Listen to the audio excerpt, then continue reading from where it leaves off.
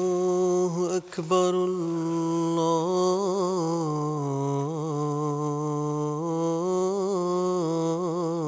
الله أكبر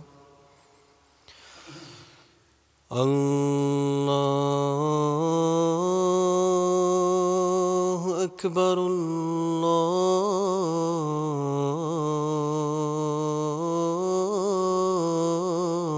الله أكبر أشهد أن لا إله إلا الله أشهد أن لا إله إلا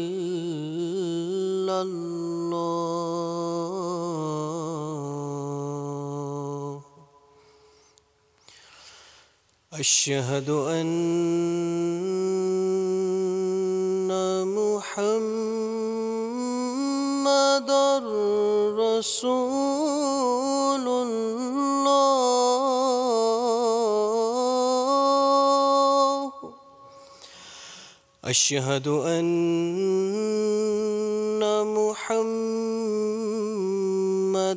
رسول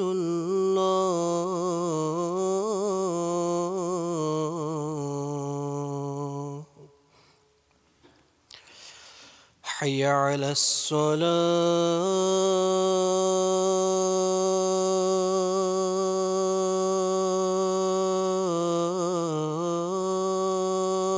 الصلاة حي على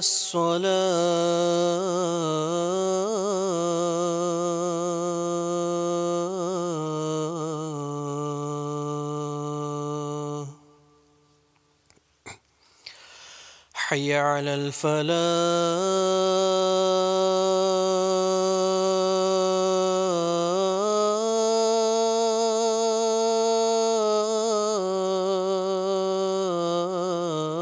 الفلاح حي على الفلاح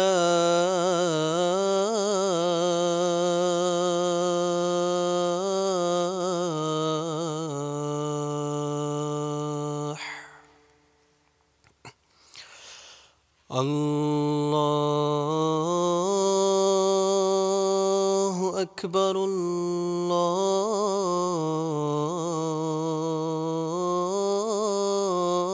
الله أكبر لا إله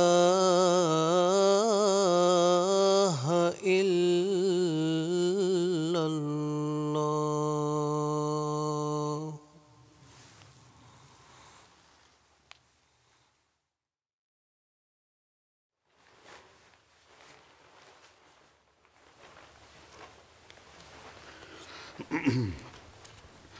السلام عليكم ورحمة الله.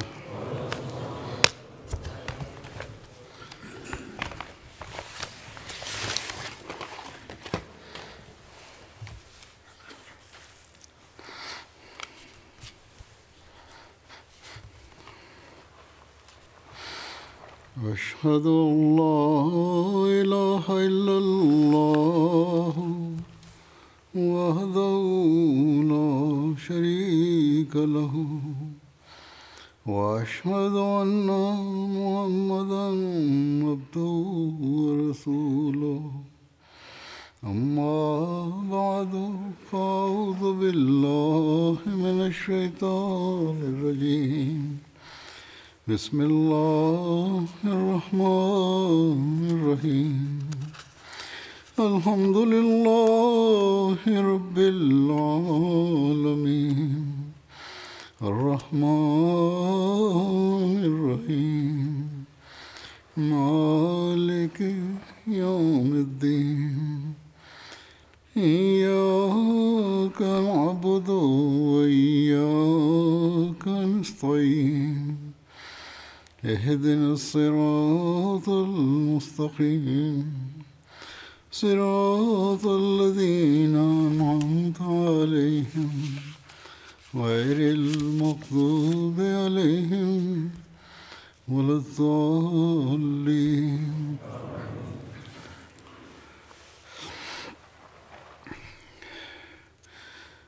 Sahabat Badar yang telah disebutkan sebelumnya, masih ada beberapa hal yang tersisa dari apa yang telah saya sampaikan. Saya akan sampaikan itu pada hari ini, dan setelah itu mata rantai sahabat Badar yang ingin saya sampaikan akan selesai.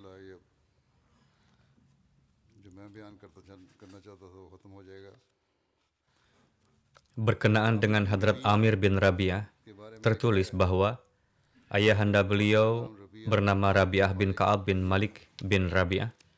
Dijumpai beberapa riwayat berkenaan dengan beliau. Abdullah bin Amir Rabi'ah meriwayatkan dari ibunya Hadrat Ummi Abdillah, Laila binti Abu Hasma, bahwa beliau menuturkan, tatkala kami hendak berangkat ke tanah Habsyah, dan saat itu suami saya, Amir bin Rabi'ah, tengah pergi untuk suatu urusan, maka waktu itu Hadrat Umar bin Khattab pun datang dan berdiri di dekatku.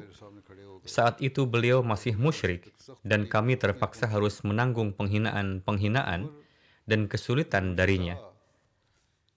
Hadrat Umar berkata kepadaku, "Wahai Ummi Abdullah, tampaknya Anda berkeinginan pergi ke suatu tempat?" Saya menjawab, "Ya." "Demi Allah, kami pergi menuju bumi Allah hingga Allah memberikan kelapangan kepada kami. Anda sekalian telah sangat melukai kami, dan kami telah tertimpa banyak kezaliman." Hadrat Umar berkata kepada beliau, "Semoga Allah bersama kalian." Ummu Abdullah berkata, "Keharuan yang tampak saat itu dalam dirinya belum pernah saya melihatnya sebelum itu." Setelah itu pun Hadrat Umar pergi. Kepergian kami telah membuat diri beliau sangat bersedih. Ummi Abdullah berkata, ketika Amir bin Rabi'ah kembali dari urusannya, maka saya berkata kepadanya, "Wahai Abdullah, andaikan saja engkau melihat bagaimana keadaan Umar, yaitu kesedihan dan keharuan yang ia perlihatkan untuk kita." Amir bin Rabi'ah berkata, "Apakah engkau menginginkan ia masuk Islam?" Saya menjawab, "Ya." Lantas ia, yakni Amir bin Rabi'ah berkata, "Keledainya Khattab bisa saja masuk Islam, namun orang yang telah engkau lihat itu tidak akan pernah memeluk Islam." Ummi Abdullah berkata, melihat bagaimana kekerasan dan tekanan yang diberikan Hadrat Umar terhadap Muslim, karena itulah Amir pun menjadi putus asa akannya dan mengatakan hal tersebut. Hadrat Abdullah bin Amir bin Rabi'ah meriwayatkan dari ayahnya bahwa Hadrat Rasulullah SAW mengutus kami ke peperangan Nakhlah dengan nama lain Sariyah Abdullah bin Jahash. Perang ini terjadi sebelum Badar. Hadrat Amru bin Surakah juga ikut bersama kami. Perawakan beliau tinggi dan kurus. Ketika perjalanan, Hadrat Umar bin Surakah terduduk karena lapar sambil memegang perut, karena tidak ada makanan minuman saat itu. Karena kelaparan sehingga beliau tidak dapat berjalan lagi. Lalu kami mengambil sebuah batu dan mengikatkannya dengan kuat di perut beliau. Setelah itu beliau mampu berjalan lagi. Lalu kami sampai di satu kabilah Arab. Kabilah tersebut mengkhidmati kami. Setelah itu beliau berjalan lagi. Setelah makan dan berjalan lagi, Hadrat Amru bin Surakah mengatakan, "Sebelum ini saya beranggapan bahwa kedua kaki manusialah yang mengangkat perut. Ternyata hari ini saya baru tahu bahwa sebenarnya perutlah yang mengangkat kaki. Ketika seseorang dalam kondisi kelaparan dan lemah, ia tidak akan dapat berjalan." Hadrat Abu Hamamah meriwayatkan bahwa Rasulullah SAW pada suatu kesempatan mengirim Hadrat Amir bin Rabi'ah dan Hadrat Sahal bin Hunayf untuk melakukan pengintaian. Hadrat Amir bin Rabi'ah juga terlibat dalam pertempuran Zatus Salasil pada tahun 8 Hijriah dan pernah mengenai lengannya sehingga beliau terluka. Abdullah bin Amir meriwayatkan dari ayahnya, Hadrat Amir bin Rabi'ah, हज़रत आमिर बिन Rabia bahwa suatu hari Rasulullah SAW melewati kuburan baru, lalu bersabda, "Kuburan siapa ini?" ने इस्तफसार फरमाया। Para sahabat menjawab, "Ini adalah kuburan seorang wanita." लोगों ने जवाब Beliau bersabda, "Kenapa kalian आपने फरमाया tidak mengabari saya?" क्यों इतला नहीं। Orang-orang berkata, लोगों ने अर्ज किया "Saat itu Huzur tengah tidur dan kami merasa enggan untuk membangunkan Tuan." Rasulullah SAW bersabda, "Jangan berpikir seperti itu. Biasakan untuk memanggil saya untuk urusan jenazah." Lalu Rasulullah SAW membuat saf di tempat itu dan menyalatkan jenazah gaib untuk wanita itu di dekat kuburannya. नहीं कब्र के ऊपर। Abdullah bin Amir meriwayatkan bahwa ayahnya Hadrat Amir bin Rabi'ah memberitahu kami bahwa ketika Nabi Suci Shallallahu Alaihi Wasallam mengirim kami untuk suatu pertempuran syariah, kami biasanya hanya memiliki sekantong kurma. Komandan laskar biasa membagikan segenggam kurma di antara kami, dan lambat laun satu persatu kurma dimakan. एक एक खजूर की नौबत आ जाती Kemudian perlahan-lahan mulai habis, sehingga dalam perjalanan satu kurma akan diberikan kepada setiap orangnya. Hadrat Abdullah berkata bahwa, saya berkata, "Ayah, apakah sebutir kurma dapat mencukupi? Apakah perut akan kenyang dengan itu?" Ayah berkata, प्यारे बेटे "Anakku sayang, jangan katakan itu, karena kita akan tahu मालूम होती pentingnya atau keutamaan sesuatu ketika kita tidak memilikinya. Tanyakan kepada orang yang kelaparan bagaimana keutamaan sebutir kurma." क्या अहमियत है खजूर की भी। Ketika Hadrat Umar mengusir orang-orang Yahudi dari daerah Khaybar pada periode kekhalifahan beliau, Hadrat Amir bin Rabi'ah, termasuk di antara orang-orang yang beliau bagikan tanah Wadi Qura. उनमें हजरत Ketika Hadrat Umar pergi ke Jabiyah, Umar yakni pemukiman di pinggiran Damaskus, तशरीफ ले गए। saat itu Hadrat Amir bersama beliau. की एक बस्ती है। Menurut satu riwayat, bendera Hadrat Umar dipegang oleh Hadrat Amir. के मुताबिक इसमें Demikian pula ketika Hadrat Utsman pergi haji, beliau menunjuk Hadrat Amir sebagai wakilnya di Madinah, मान जब हज पर sebagai amir lokal. तो उन्होंने हजरत Aamir Ada perbedaan pendapat tentang kewafatan Hadrat Amir bin Rabi'ah. Menurut sebagian, beliau meninggal pada masa kekhalifahan Hadrat Utsman, dan menurut sebagiannya lagi terjadi pada tahun 32 Hijriah, sedangkan menurut yang lain pada 33 Hijriah. Menurut sebagian lainnya terjadi pada 36 Hijriah, dan menurut yang lainnya pada 37 Hijriah. Menurut Allama Ibnu Asakir, riwayat yang menyebutkan 32 Hijriah tampaknya lebih benar. Riwayat tentang kewafatan beliau juga menyatakan bahwa setelah syahidnya Hadrat Utsman, beliau biasa tinggal di rumah Hadrat Utsman sampai orang tidak tahu apa-apa tentang beliau hingga jenazah Hadrat Utsman meninggalkan rumah. Abdullah bin Amir meriwayatkan dari ayahnya, Hadrat Amir bin Rabi'ah, bahwa pada masa Rasulullah SAW, seorang pria कि रसूलुल्लाह सल्लल्लाहु अलैहि वसल्लम के ज़माने में menikahi seorang wanita dari Bani Fuzara dengan mahar 2 buah sepatu. Nabi Suci Shallallahu Alaihi Wasallam menyatakan pernikahan tersebut sah. Artinya, meskipun maharnya kecil, tetap diperbolehkan juga. Abdullah bin Amir meriwayatkan dari ayahnya, Hadrat Amir bin Rabi'ah, bahwa ia melihat Rasulullah SAW melaksanakan ibadah nafal pada malam hari di atas unta saat safar. Rasulullah SAW menghadap ke arah unta membawanya. Diperbolehkan untuk salat menghadap ke arah kendaraan kemanapun dia menghadap selama perjalanan. Hadrat Amir bin Rabi'ah meriwayatkan bahwa saya bepergian dengan Rasulullah SAW di malam yang gelap. Ketika kami berhenti di suatu tempat, seseorang mengumpulkan batu dan membuat tempat untuk salat, lalu salat di dalamnya. Di pagi hari baru disadari bahwa kami telah mengarah ke arah yang bukan kiblat, berlawanan dengan kiblat.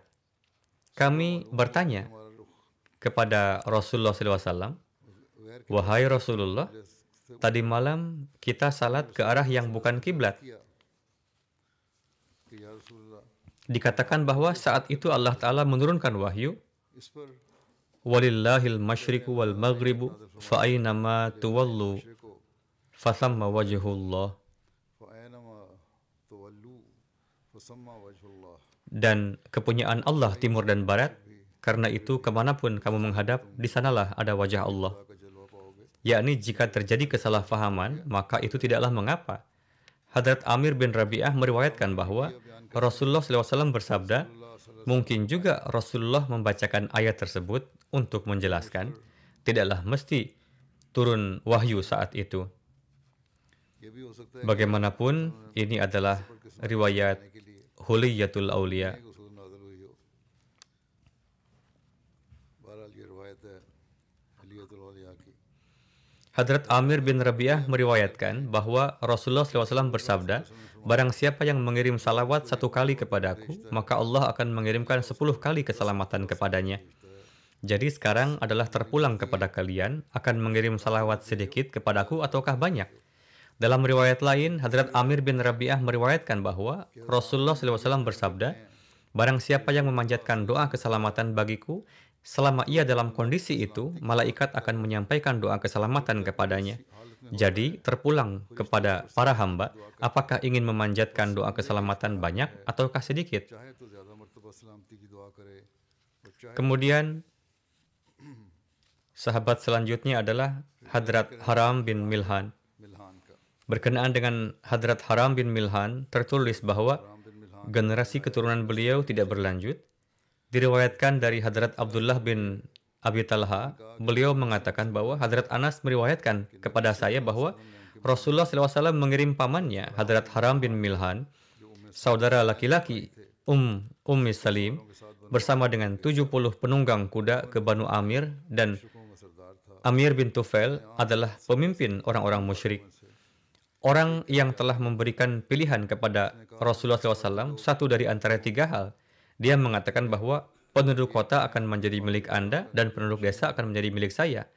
Atau saya akan menjadi pengganti Anda sepeninggal Anda. Jika tidak, saya akan membawa 2000 orang Ghatfan untuk menyerang Anda. Sehingga Amir terkena wabah penyakit di rumah seorang wanita. जो आले सलूल Dia mengatakan bahwa ini adalah penyakit benjolan yang sama seperti yang terjadi pada seekor unta muda di rumah seorang wanita di As-Sulul. ये आखिरी Bawa kudaku.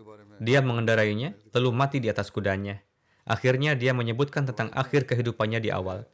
Kemudian dalam riwayat lain, suku ini juga disebutkan bahwa saudara Hadrat Ummi Salim, Hadrat Haram bin Milhan, membawa seorang laki-laki lumpuh dan pria lain dari suatu suku bersamanya dan pergi ke Bani Amir. Haram berkata kepada mereka berdua, kalian tetap di sini, jangan pergi jauh. Saya akan pergi menemui mereka. Jika mereka bersikap baik kepada saya, silahkan kalian menyusul nanti. Namun jika mereka membunuh saya, kalian pergi saja temui teman-teman dan kabari mereka. Hadrat Haram pergi menemui Amir dan berkata, apakah Anda akan memberi keselamatan kepada saya untuk menyampaikan pesan Rasulullah SAW? Setelah mengatakan ini, mereka mulai berbincang. Anggota suku memberi isyarat kepada seorang pria untuk bergerak dari arah belakang beliau dan menusukkan tombak ke arahnya hingga menembus tubuhnya. Hadrat Haram menyentuh darah yang keluar dari luka di tangannya dan mengusapkannya di wajah dan berkata, ने जख्मों से निकलने वाला खून Allahu Akbar, fuztu warabbil Ka'bah. Allahu Akbar. Demi Tuhan Ka'bah, saya telah mendapatkan apa yang saya inginkan. काबा की रब की Kemudian mereka bergerak menuju para sahabat lainnya dan membunuhi mereka, dan kemudian menyerang para qari Al-Quran lainnya, dan mereka semua dibunuhi kecuali orang lumpuh yang pergi ke puncak bukit. Allah telah mengungkapkan hal itu kepada kita. Kemudian penyebutannya ditangguhkan, yaitu beritahukan kepada kaum kami bahwa kami telah bertemu Tuhan kami. Dia senang dengan kami dan membuat kami bahagia. Kemudian Rasulullah SAW terus berdoa buruk ditujukan untuk mereka setiap pagi selama 30 hari, yaitu terhadap Rail, Zakwan, Banu Lahyan, dan Usayyah yang telah membangkang terhadap Allah dan Rasulnya Sallallahu Alaihi Wasallam. Riwayat Bukhari. Bukhari की रिवायत है। Riwayat lain dari Hadrat Anas, hadis Bukhari, menurutnya beliau dibunuh dengan barca, yakni sejenis arit, bukan tombak. Menurut riwayat lain, Rasulullah SAW biasa mendoakan buruk untuk 2 suku Bani Salim, Rail, dan Zakwan dalam salat subuh selama sebulan. Hadrat Anas mengatakan bahwa ini adalah awal mula kunut. Sebelumnya kami tidak biasa melakukan kunut. हज़रत अनस कहते हैं कि ये कनूत की Saat menggambarkan syahidnya para hafiz Quran, Hadrat Muslih Maud radhiyallahu anhu bersabda sehubungan dengan मुस्लिम pengorbanan para sahabat. हो Beliau bersabda, kita tahu dari membaca sejarah bahwa para sahabat biasa pergi berperang sedemikian rupa, sehingga bagi mereka mati syahid dalam perang merupakan sumber kesenangan dan kebahagiaan. Dan jika mereka mengalami penderitaan dalam pertempuran, mereka tidak menganggapnya sebagai penderitaan, melainkan sebagai suatu kebahagiaan. लड़ाई में कोई दुख पहुंचता Sebagaimana peristiwa-peristiwa yang dialami para sahabat seperti itu ditemukan banyak sekali dalam riwayat-riwayat, di mana mereka merasa sangat bahagia terbunuh di jalan Allah. Misalnya, para hafiz Quran yang diutus oleh Nabi Shallallahu Alaihi Wasallam untuk bertabligh ke sebuah suku di Arabia Tengah, Haram bin Milhan menyampaikan dakwah Islam kepada Amir bin Tufail, kepala suku Amir. Sedangkan para sahabat lainnya tetap menunggu di luar. कबीला आमर के rice Pada awalnya, Amir bin Tufail dan teman-temannya menyambut beliau dengan munafik, फैल और उसके साथियों ने tetapi काना तौर पर ketika beliau duduk dengan tenang dan mulai bertabligh, beberapa pelaku kejahatan memberi isyarat kepada penjahat lainnya, dan begitu mendapat isyarat, dia menyerang Ibnu Mulhan dengan tombak dari arah belakang hingga beliau jatuh. Dan saat terjatuh, spontan keluar dari mulut ucapan yang mengatakan, Allahu Akbar, fuztu warabbil Ka'bah, artinya sumpah demi Tuhan Ka'bah, aku telah meraih najat keselamatan. Selanjutnya orang-orang jahat ini mengepung para sahabat lainnya dan menyerang mereka. Pada kesempatan itu, Amir bin Fuhaira, seorang budak Hadrat Abu Bakar yang telah dibebaskan, yang pernah bersama Rasulullah SAW dalam perjalanan hijrah, disebutkan berkenaan dengan beliau. Bahkan pembunuh beliau sendiri yang di kemudian hari menjadi seorang muslim. Dan disebabkan masuk Islam, ia sering mengatakan bahwa ketika saya mensyahidkan Amir bin Fuhairah, spontan keluar dari mulutnya mengatakan fuztu wallah, artinya demi Tuhan saya telah mencapai tujuan saya. Kejadian-kejadian ini menunjukkan bahwa bagi para sahabat, kematian adalah sumber kebahagiaan alih-alih kesedihan. Kemudian Hadrat Muslih Maud bersabda bahwa beberapa orang Najd mendatangi Nabi SAW. Saya lewat bagian ini. Saya sampaikan rujukan dari Hadrat Mirza Bashir Ahmad. Saat menjelaskan kejadian tersebut secara detail, beliau menulis, dan ini sedikit lebih rinci, seorang pria, Abu Bara Amiri, seorang pemimpin suku Bani Amir di Arab Tengah, datang ke hadapan Rasulullah SAW. Beliau menyampaikan tabligh Islam kepadanya dengan kelembutan dan penuh kasih sayang. Dan dia juga mendengarkan pidato Rasulullah SAW dengan penuh antusias dan perhatian. Namun tidak menyatakan masuk Islam. Namun dia meminta Rasulullah untuk mengirim beberapa sahabat bersamanya ke Najd untuk menyampaikan tabligh Islam kepada orang-orang Najd dan berharap orang-orang Najd tidak akan menolak seruan ini. Rasul bersabda, saya tidak mempercayai orang-orang Najd. Abu Bara berkata, Anda tidak perlu khawatir sama sekali. Saya jamin keselamatan mereka.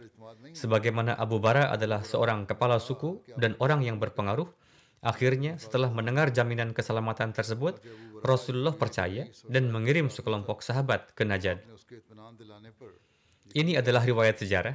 Disebutkan dalam Bukhari bahwa beberapa orang dari suku Rail dan Zakwan yang merupakan cabang dari suku Bani Salim yang terkenal, datang menemui Nabi Suci Sallallahu Alaihi Wasallam dan menyatakan Islam dan meminta agar mereka yang memusuhi Islam di antara orang-orang kami, mereka menulis untuk membantu kami melawan mereka. Tetapi tidak dijelaskan bantuan apa itu. Apakah bantuan tabligh atau tentara? Namun, mereka berkata agar dikirim beberapa orang untuk membantu kami. Kemudian beliau mengirim satu tim. Kesesuaian kedua riwayat ini mungkin karena Abu Bara Amir, kepala suku Amir, datang bersama orang-orang Rail dan Zakwan, dan dia berbicara kepada Nabi Shallallahu Alaihi Wasallam atas nama mereka. Oleh karena itu, menurut riwayat sejarah, perkataan Nabi Suci Shallallahu Alaihi Wasallam yang mengatakan bahwa saya tidak percaya dengan orang-orang Najd, dan kemudian dijawab bahwa Anda tidak perlu khawatir. saya jamin para sahabat Anda tidak akan menderita. Ini mengindikasikan bahwa orang-orang Rel dan Zakwan datang bersama Abu Bara karena itu Rasulullah merasa khawatir. Wallahu a'lam. Alhasil, pada bulan Safar 4 Hijriah, Rasulullah SAW mengutus sekelompok sahabat di bawah pimpinan Munzir bin Amru Ansari. Orang-orang ini umumnya dari kalangan Ansar dan jumlahnya 70, dan hampir semuanya adalah qari Al-Quran yang biasa mencari makan sendiri dengan mengumpulkan kayu dari hutan pada siang hari dan menghabiskan sebagian besar malamnya untuk beribadah. Ketika mereka sampai di tempat yang karena keberadaan sebuah sumur sehingga dikenal dengan nama Bir Ma'unah, salah seorang di antara mereka yang bernama Haram bin Milhan, paman Anas bin Malik, pergi sendiri menemui pemimpin kabilah Banu Amir, yakni keponakan Abu Bara, Amir bin Malik, yang bernama Amir bin Tufail, dengan membawa pesan seruan kepada Islam dari Rasulullah SAW. Sedangkan sahabat selebihnya menunggu di belakang. Ketika Haram bin Milhan sebagai pengantar pesan Rasulullah SAW sampai ke tempat Amir bin Tufail dan kawan-kawannya, pada awalnya mereka bersikap pura-pura menyambutnya. Namun ketika Haram bin Milhan terduduk tenang untuk mulai menyampaikan pesan Islam, sebagian dari antara orang jahat itu memberikan isyarat salah kepada seorang untuk menombaknya dari belakang sehingga terjatuh di tempat. Saat itu keluar kalimat dari mulut Hadrat Milhan yang berbunyi, Allahu Akbar, fuztu warabbil Ka'bah.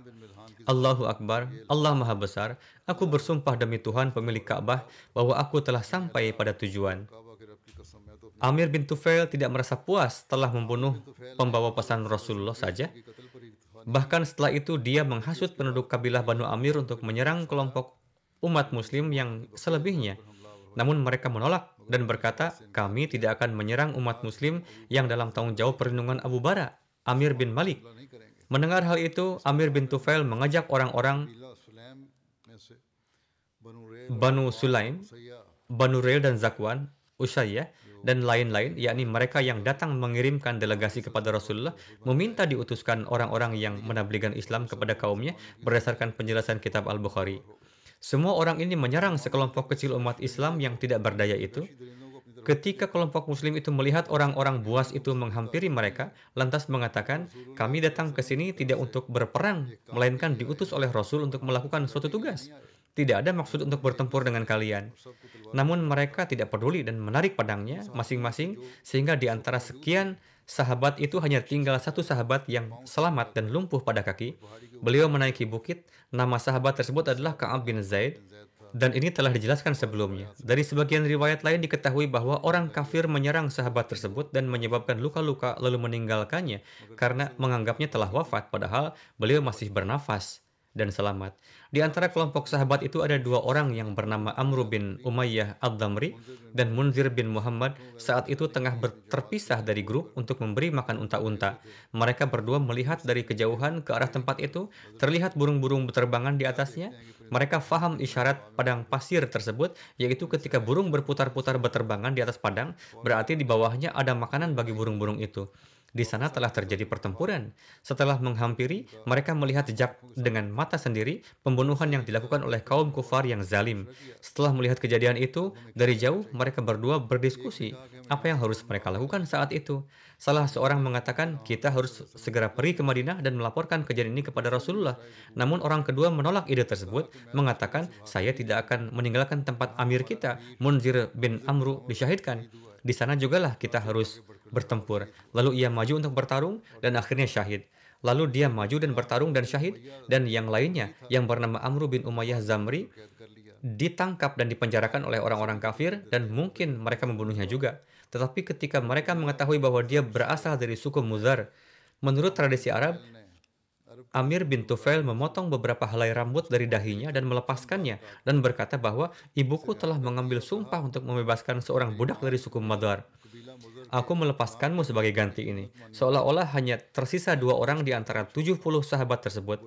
Salah satunya adalah Amr bin Umayyah Zamri dan yang lainnya adalah Ka'ab bin Zaid yang dianggap telah wafat oleh orang-orang kafir lalu ditinggalkan. Amir bin Fuhairah, seorang budak Hadrat Abu Bakar yang dibebaskan dan seorang pejuang Islam yang sudah lama termasuk di antara para sahabat yang syahid pada kesempatan Bir Maunah. Dia dibunuh oleh seorang pria bernama Jabbar bin Salma. Jabbar di kemudian hari menjadi seorang muslim dan dia biasa menjelaskan alasannya menjadi seorang muslim bahwa ketika saya membunuh Amir bin Fuhairah, dia mengucapkan kata-kata fuztu wallah yang artinya demi Tuhan saya telah mencapai tujuan saya. Jabbar mengatakan bahwa saya sangat terkejut mendengar kata-kata ini bahwa saya telah membunuh orang ini dan dia malah mengatakan bahwa saya telah mencapai tujuan. Jadi saya kemudian bertanya kepada orang-orang apa sebabnya, lalu saya mengetahui bahwa umat Islam menganggap pengorbanan jiwa di jalan Tuhan sebagai pencapaian terbesar, dan ini berdampak besar pada tabiat saya, sehingga akhirnya saya menjadi seorang muslim. Nabi suci Sallallahu Alaihi Wasallam dan para sahabatnya menerima informasi tentang kejadian Raji dan kejadian Bir Maunah hampir bersamaan. Dan mereka sangat terpukul. Bahkan telah disebutkan dalam riwayat-riwayat bahwa kedukaan yang seperti itu tidak pernah terjadi pada beliau sebelum atau bahkan sesudahnya. Memang, pembunuhan secara tiba-tiba dengan cara yang licik seperti itu terhadap para sahabat, terlebih mereka adalah para sahabat yang mayoritas adalah para hafiz Quran dan termasuk golongan miskin dan tidak mementingkan diri sendiri, mempertimbangkan adat dan kebiasaan keji orang Arab, itu bukan peristiwa yang tidak biasa. Dan bagi Rasulullah SAW sendiri, berita ini seperti berita kewafatan 80 putra-putranya sendiri, bahkan lebih dari itu. Karena bagi seorang sosok ruhani, ikatan kerohanian itu lebih berharga baginya daripada hubungan duniawi yang disukai oleh orang duniawi. Jadi Rasulullah sangat terkejut dengan kejadian tersebut, tetapi dalam Islam dinasihatkan untuk bersabar dalam keadaan bagaimanapun. Setelah mendengar kabar tersebut, beliau membaca Inna lillahi wa inna ilaihi raji'un, lalu mengatakan, Hadza amalun Abi Bara, wa qad kuntu li hadza karihan wa mutakhawwifan. Lalu terdiam, yakni ini adalah ulah Abi Bara. Padahal saya pun tidak setuju untuk mengirim orang-orang ini dan saya khawatir pada orang-orang Najd. Sahabat berikutnya, Hadrat Sa'ad bin Khola. Beliau berasal dari suku Banu Malik bin Hasel bin Amir bin Lui. Menurut sebagian, beliau adalah sekutu Bani Amir. Beliau adalah salah satu orang Persia yang menetap di Yaman. Amir bin Sa'ad meriwayatkan dari ayahnya, Sa'ad bin Waqqas, mengatakan bahwa Rasulullah SAW mengunjungi saya pada kesempatan Hajjatul Wida dalam penyakit yang membawaku ke ambang kematian. Saya berkata, wahai Rasulullah, Anda melihat sejauh mana penderitaan yang saya alami. Saya hartawan dan ahli waris saya tidak lain adalah putri saya satu-satunya. Bolehkah saya menyedekahkan 2/3 dari kekayaan saya? Rasul bersabda, tidak. Saya bertanya, bolehkah setengahnya? Rasul mengatakan, tidak. Berikanlah sepertiganya. Itu pun sudah sangat banyak. Kemudian Rasul bersabda, lebih baik bagi Anda untuk meninggalkan ahli waris Anda dalam keadaan baik daripada meninggalkan mereka dalam keadaan membutuhkan, berkeliling meminta-minta kepada orang lain, dan apapun yang Anda belanjakan untuk mencari keridaan Allah Ta'ala, Anda akan mendapatkan pahalanya. Bahkan apapun yang kamu suapkan ke dalam mulut istrimu akan mendapatkan pahalanya. Beliau berkata, saya bertanya, wahai Rasulullah, apakah saya akan ditinggalkan oleh para sahabat saya? Apakah saya akan mati di sini? Rasul bersabda, kamu tidak akan tertinggal. Bahkan kebaikan yang kamu lakukan, yang dengan perantaraan itu kamu mencari keridaan Allah, maka status dan kemuliaanmu akan meningkat melaluinya, dan tidak jauh kamu akan tertinggal. Artinya, Anda akan diberi umur panjang sampai bangsa-bangsa mendapatkan manfaat dari Anda dan menderita kerugian lainnya juga. Kemudian bersabda, Ya Allah, penuhilah hijrah para sahabatku dan jangan mengirim mereka kembali. Tapi Sa'ad bin Khola yang malang, perawi mengatakan bahwa Rasulullah SAW mengungkapkan kesedihan kepada mereka karena beliau meninggal di Mekah setelah hijrah. Terdapat satu riwayat bahwa Rasulullah SAW merasa kasihan pada Sa'ad bin Khola karena dia meninggal di Mekah. Hal ini karena Rasulullah tidak menyukai orang yang hijrah dari Mekah untuk kembali ke sana atau tinggal di sana lebih lama daripada menunaikan haji dan umrah. Diriwayatkan dari Ismail bin Muhammad bin Sa'ad bahwa Rasulullah SAW memerintahkan Sa'ib bin Umair Al-Qari bahwa jika Sa'ad bin Khola meninggal di Mekah, tidak boleh dimakamkan di Mekah. Berdasarkan satu riwayat, mengenai Hadrat Sa'ad bin Abi Waqqas, Rasulullah SAW mengatakan bahwa jika ia meninggal di Makkah, ia tidak boleh dimakamkan di Makkah. वफात पा जाएं Ketika Hadrat Sa'ad bin Khawla meninggal pada kesempatan Hajjatul Wida, istrinya sedang hamil. Tidak lama setelah kematiannya, dia melahirkan. Saat itu, anak itu akan segera lahir. के मौके पर फौत हुए Beberapa waktu setelah kewafatan, हमला थी anak itu lahir. Diriwayatkan bahwa देर नहीं हुई थी kelahiran terjadi setelah 25 malam atau kurang. पैदाइश होने वाली थी वफात से कुछ अरसे के बाद Setelah nifas, पैदाइश हो गई ia lantas berhias इससे भी कम वक्त untuk वजह हमल हुआ mereka yang mengirim pesan nikah. तो उन्होंने निकाह का पैगाम देने वालों के लिए संहार किया Ada seorang yang datang menemuinya, yaitu Abu Sanabil bin Bukak Abdul yang berasal dari Bani Abduddar.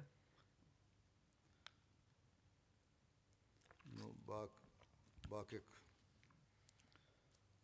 Ia berkata kepadanya, "Ada apa? Saya biasa melihat Anda tanpa berhias. Tampaknya Anda berkeinginan untuk menikah. Demi Allah, Anda tidak dapat menikah sebelum berlalu masa 4 bulan 10 hari." पर 4 माह Subai menuturkan, सुबह semenjak ia mengatakan ini kepadaku, saya lantas mengganti pakaian di waktu petang, lalu berkunjung menemui Rasulullah SAW के पास आई dan menanyakan hal ini kepada beliau. Beliau memberi fatwa kepada saya bahwa ketika saya telah melahirkan, maka keadaan saya telah halal. Dan beliau memberi petunjuk kepada saya bahwa jika saya berkeinginan, maka saya dapat nikah. Dengan riwayat tersebut, dapat memberikan solusi dalam beberapa permasalahan lainnya. Kemudian tentang Hadrat Abul Haytham bin At-Tahiyan, nama saudaranya adalah Hadrat Ubaid bin Ubaid atau Hadrat Atiq bin Athiyan yang ikut pada perang Uhud. Hadrat Abul Haytham bertanya kepada Rasulullah SAW, tertera dalam satu riwayat, "Saya adalah yang paling pertama baiat. Bagaimanakah kami berbaiat kepada Rasulullah SAW?" ने रसूलुल्लाह सल्लल्लाहु अलैहि वसल्लम से Rasulullah bersabda, "Berbaiatlah kepada saya sebagaimana Bani Israel telah baiat kepada Musa." की बैत करें Rasulullah SAW mengirim Hadrat Abul Haytham dan Hadrat Usaid bin Huzair sebagai utusan kepada kabilah Bani Abdil Ash'al. रसूलुल्लाह Beliau selalu menggunakan 2 pedang saat perang, sehingga beliau pun mendapat julukan Dhus Sayfain yang membawa 2 pedang. Hadrat Mirza Bashir Ahmad Sahib menulis, आप जंग में 2 pada perang Siffin, beliau berada di sisi Hadrat Ali dan fan भी कहा जाता है mendapatkan Mirza Bashir mati syahid. कि जंग Kemudian Hadrat Asim bin Sabit, Hadrat Asim memiliki seorang putra bernama Muhammad yang lahir dari Hind binti Malik. Hadrat Imam Razi berkenaan dengan orang-orang yang berada di dekat Rasulullah SAW saat perang Uhud. मालिक के वतन से थे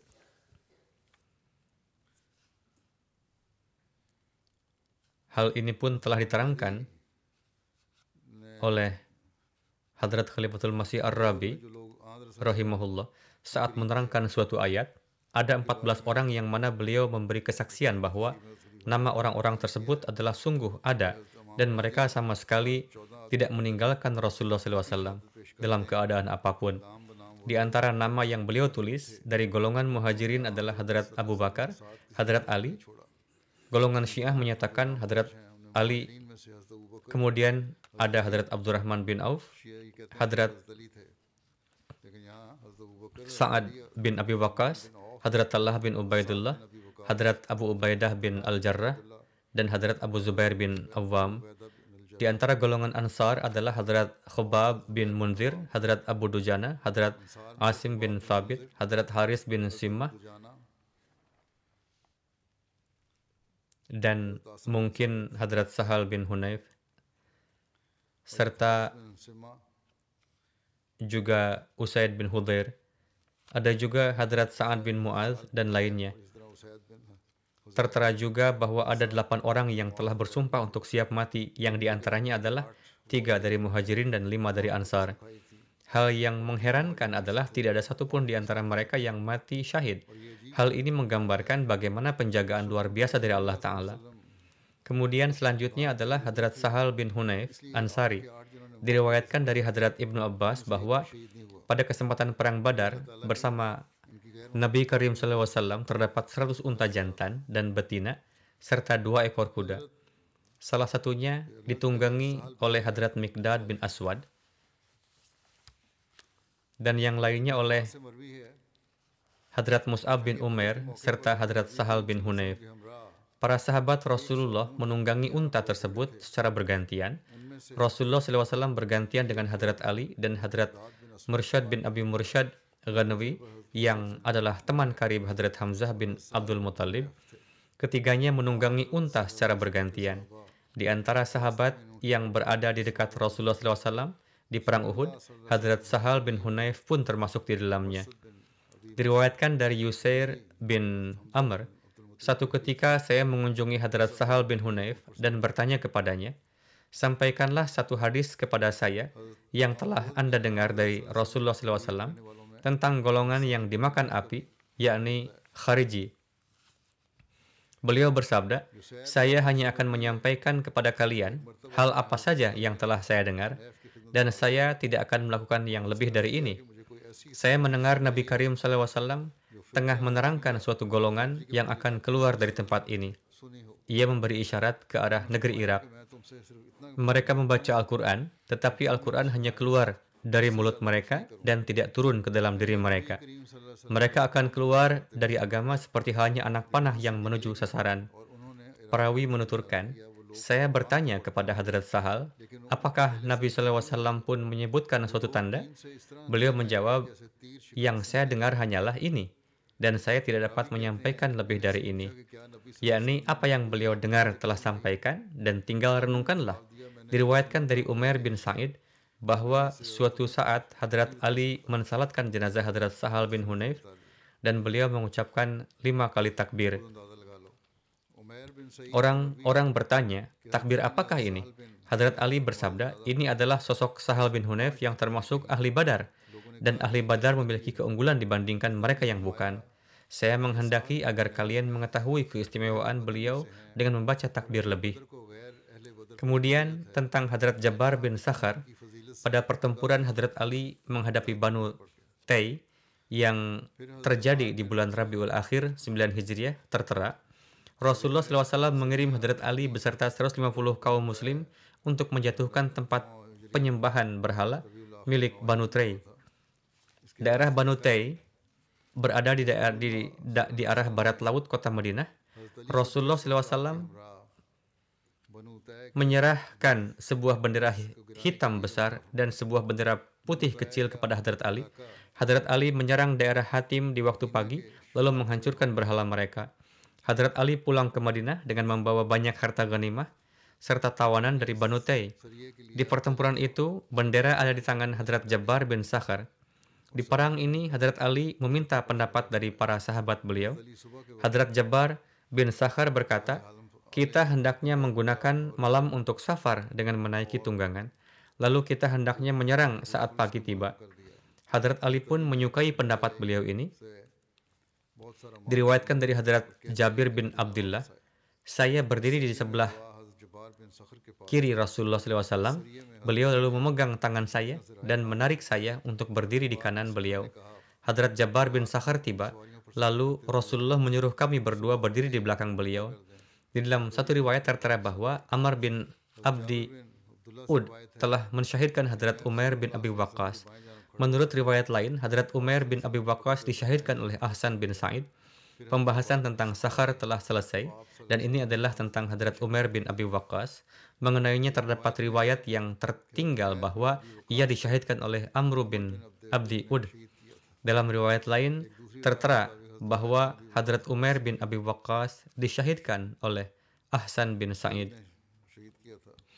Di dalam satu riwayat tertera bahwa pada bulan Safar tahun ke-9 Hijriah, Rasulullah SAW mengirim Hadrat Qutbah beserta 20 orang muslim menuju kabilah Banu Khasam yang letaknya berada di sekitar Tabalah.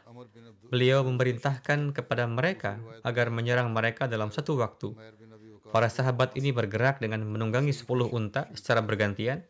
Mereka menangkap seseorang untuk bertanya kepadanya, maka orang itu menjadi bisu di hadapannya. हिजरी में Lalu seraya mendapat kesempatan, orang itu pun berteriak-teriak dan hendak pergi mengingatkan para anggota kabilahnya. Atas hal ini, beliau pun membunuhnya. के निवाब में थे। Kemudian Hadrat Qutbah dan beberapa sahabatnya pun menunggu. ये साहब Tatkala kabilah itu telah terlelap tidur, maka mereka pun diserang dan terjadilah pertempuran yang sengit. Banyak yang terluka di kedua belah pihak. Hadrat Qutbah pun telah membunuh cukup banyak musuh.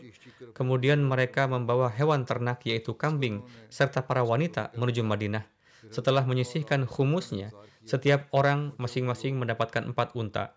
Saat itu seekor unta sama nilainya dengan 10 kambing. Imam Baghawi menuturkan bahwa tidak ada hadis yang diriwayatkan oleh Hadrat Uqbah bin Amr. Di sini pembahasan yang saya kehendaki tentang sahabat Rasulullah telah berakhir. एक हिस्से में 4 ऊँट आए और Seiring dengan ini, 10 बकरियों के बराबर होता था।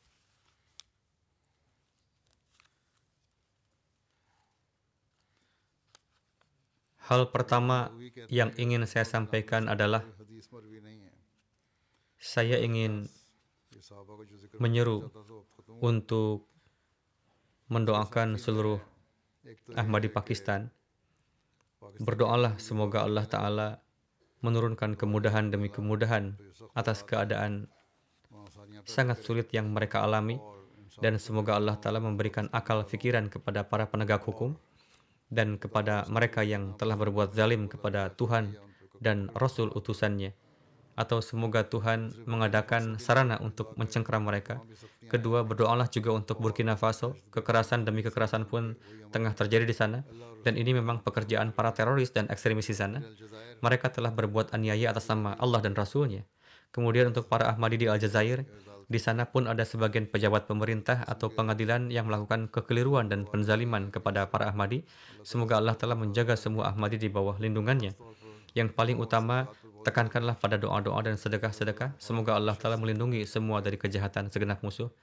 Setelah ini, saya pun akan memimpin salat jenazah gaib beberapa orang sebagai berikut. बाल जनाजे Yang pertama adalah Mukarram Muhammad Rashid Sahib Syahid, putra dari Chaudhry Basharat Ahmad Sahib Gutriala, distrik Gujarat. 2 orang penentang jemaat mendatangi rumahnya di tanggal 19 Februari, lalu menembak dan mensyahidkan beliau. Inna lillahi wa inna ilaihi raji'un. Usia beliau saat pensyahidan adalah 70 tahun lebih. 70 साल से जायद थी। Detailnya sebagai berikut. Bapak Muhammad Rashid Sahib tinggal sendiri di rumah beliau di Gutriala, distrik Gujarat.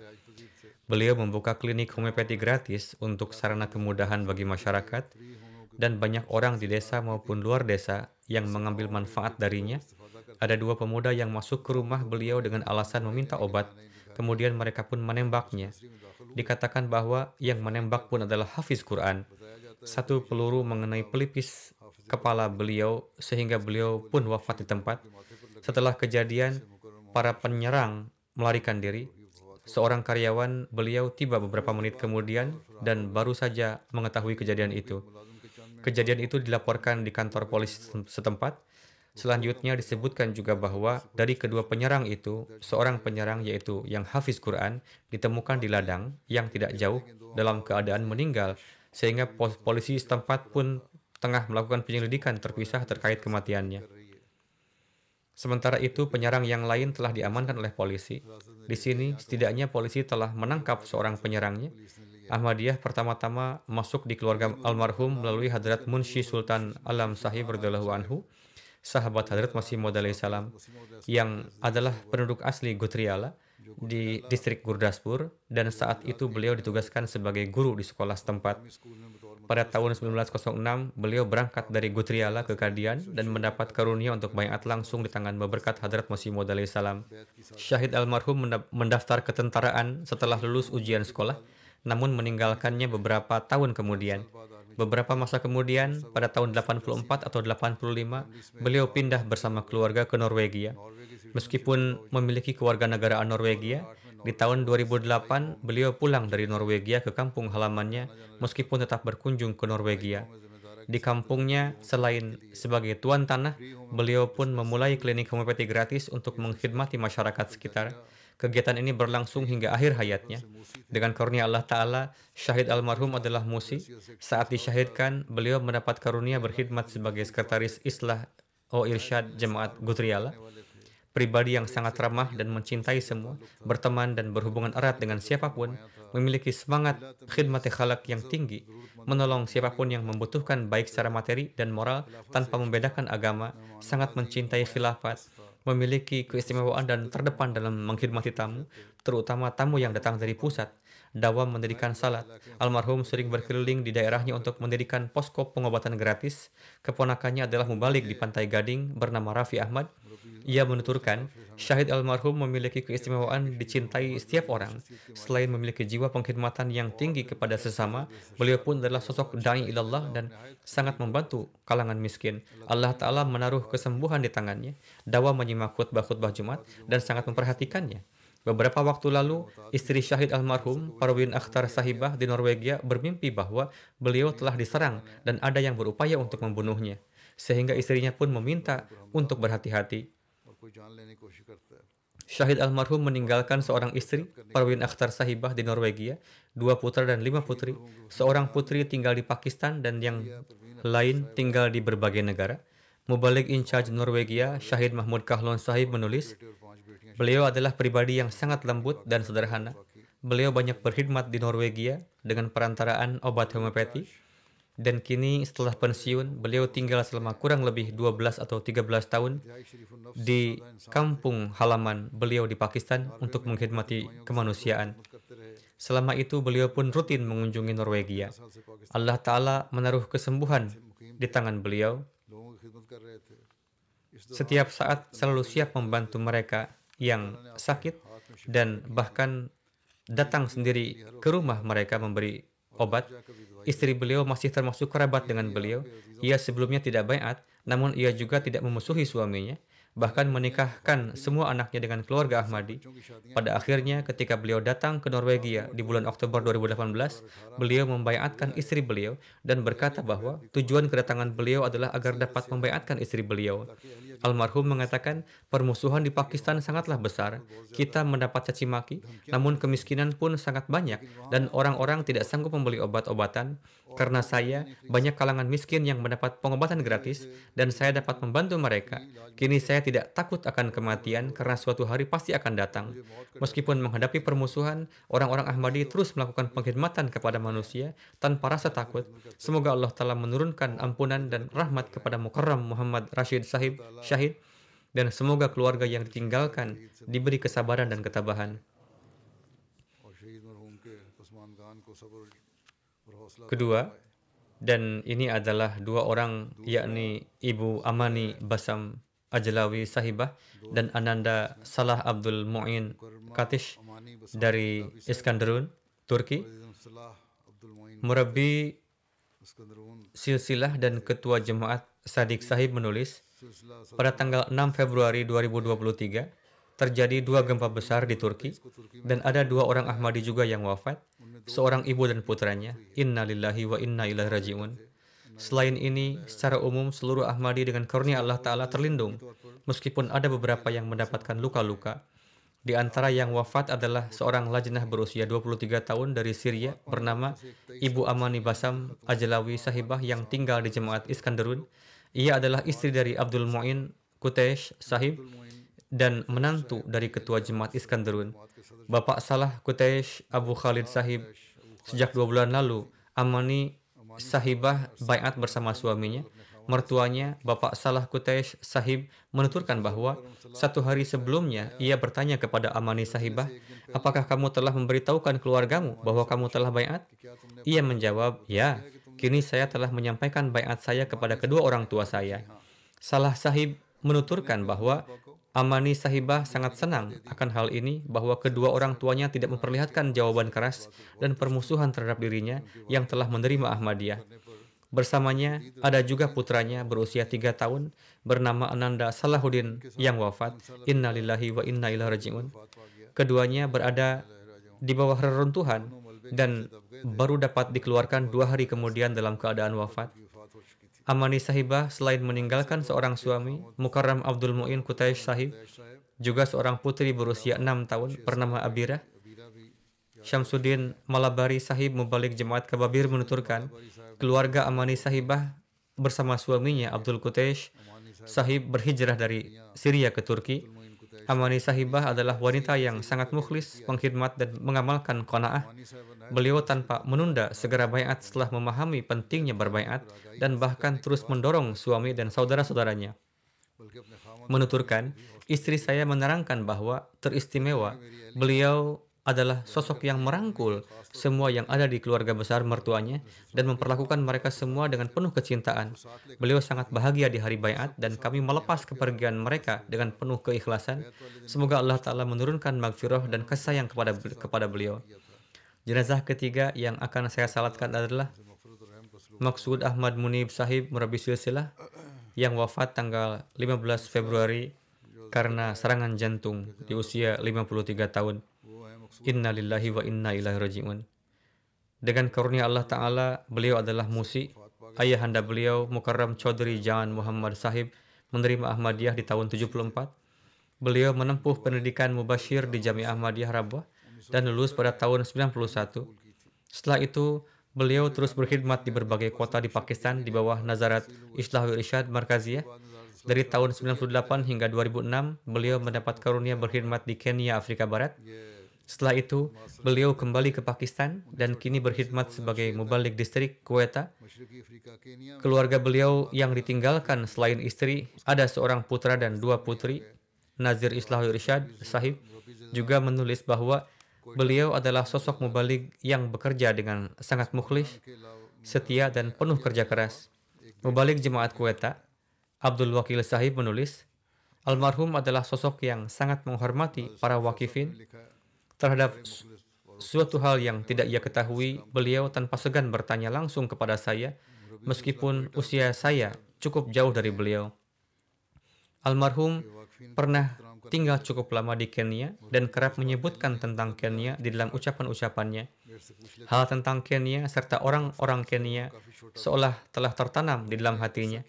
Almarhum kerap menyatakan bahwa orang-orang Kenya sangat maju dalam keikhlasan dan adalah orang-orang sangat mencintai. Kaid Majelis Farid Mubarak Sahib menulis, beliau adalah sosok yang sangat istimewa, saleh, pembela agama, rela mengorbankan jiwanya demi jemaat, dan wujud yang sangat mencintai khilafat. Ia menuturkan, ketika saya tahu bahwa akan ada mubalik yang sangat senior yang ditugaskan di Quetta, saya merasa sangat senang karena jemaat Quetta sangat membutuhkannya. Ia menuturkan, saat pertama kali bertemulah beliau telah meluluhkan hati hamba.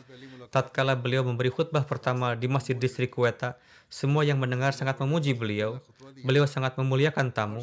Beliau kerap mengundang setiap orang ke rumahnya. Sosok pengkhidmat sejati, gejolak akan jemaat yang terdapat di dalam kalbu beliau terpancar di mata beliau. Ketika berpidato, beliau menyampaikan dengan penuh semangat hingga air mata pun mengalir bagi mereka yang mendengarnya. Selalu hadir di berbagai pertemuan dan kunjungan dan berupaya sekuat tenaga menanamkan gejolak semangat kepada setiap Ahmadi untuk mengkhidmati jemaat. Ilmu-ilmu jemaat yang beliau miliki pun laksana khazanah tidak terhingga. Sikap merendah beliau pun adalah sedemikian rupa yang mana belum pernah saya melihatnya. Kemudian menuturkan, pada hari Jumat yang lalu, yang mana beliau meninggal keesokan harinya, wajah beliau di hari Jumat itu memperlihatkan suatu cahaya yang berbeda. Ketika saya memandang beliau, saya menyampaikan kepada beliau di hadapan Nazim Umumi Sahib, Anda hari ini tampak sangat menawan. Saat itu kami tidak memaklumi bahwa ini adalah Jumat terakhir beliau. Setelah itu beliau pun wafat. Semoga Allah Ta'ala memberikan maghfirah dan belas kasih kepadanya dan meninggikan derajatnya. Insya Allah, saya akan mensalatkan semua jenazah gaib ini.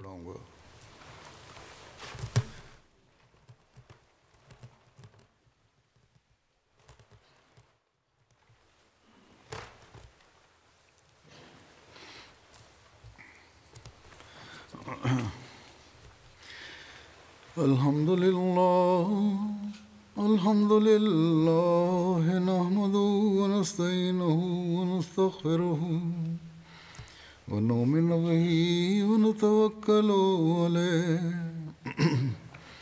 ونعوذ بالله من شرور أنفسنا ومن سيئات أعمالنا من يهده الله فلا مضل له ومن يضلل فلا هادي له ونشهد أن لا إله إلا الله ونشهد أن محمدا عبده ورسوله